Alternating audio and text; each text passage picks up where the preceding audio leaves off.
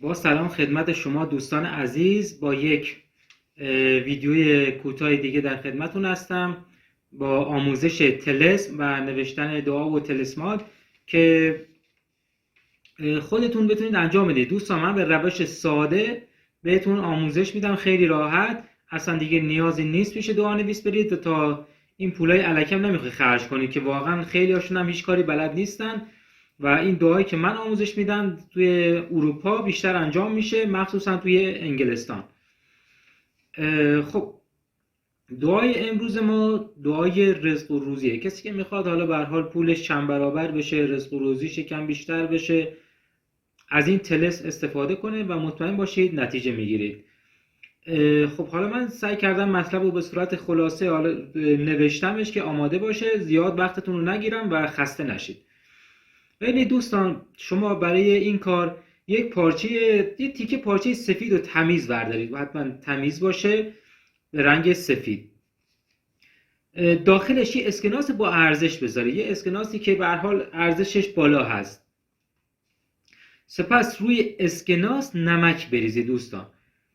روی اسکناس با ارزشی که داخل پارچه میذارید نمک بریزید، جوری که کل سطح اسکناس رو بپوشونه، یعنی اسکناس معلوم نشه، یعنی کاملا روی اسکناس پوشیده از نمک بشه. بعد پارچه رو تا بزنید، هم پارچه‌ای که اسکناس و نمک هست تاش بزنید، جوری که نمک ها دوستان بیرون نریزه، یه جوری آروم تا بزنید نمک ها بیرون نریزن. و سپس با دست راست خود که پارچه تا خورده و اسکناس و نمک هست رو بردارید، یعنی حتما با دست راستتون اون پارچه رو بردارید و این جمله رو با خودتون بگید: ای خالق نمک، روزی منو 100 برابر کن. و همین سادگی، هیچ چیز اضافه دیگه نیاز نیست بگید دوستان. الکی خودتون رو اذیت نکنید با این دعاهایی که این دعانویسا بهتون میدن. از این روش‌هایی که من میگم استفاده کنید، رایگان و لذت ببرید.